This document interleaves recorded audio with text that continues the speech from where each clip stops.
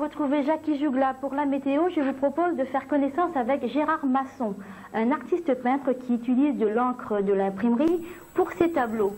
Un procédé original pour des résultats étonnants. Il expose du 18 septembre au 5 octobre au Cadre Noir à Saint-Denis. Je vous souhaite de passer une bonne soirée. Au revoir. Alors, je m'appelle Gérard Masson, j'habite Saint-Gilles-les-Bains et je suis artiste peintre. Vous dire mon itinéraire, bon, cela fait à peu près 20 ans que je peins.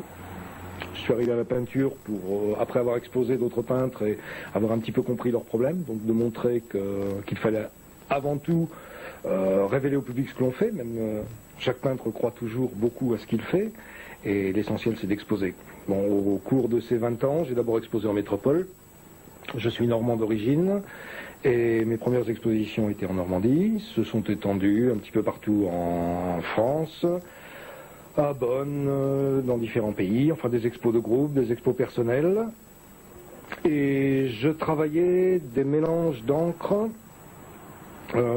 selon l'exemple d'un peintre allemand qui diluait des encres d'imprimerie pour obtenir des teintes métalliques. Ça m'avait passionné et j'avais commencé à travailler pendant 5 à 10 ans cette technique.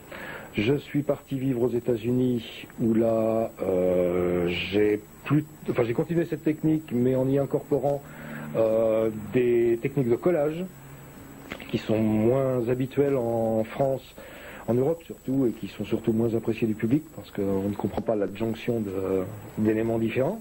Alors aux États-Unis ça a assez bien fonctionné, mais je suis revenu en métropole très peu de temps pour arriver à La Réunion en 88, où j'ai aussitôt fait à la galerie Côté-Court qui existait à Saint-Gilles une expo personnelle qui a eu pas mal de succès.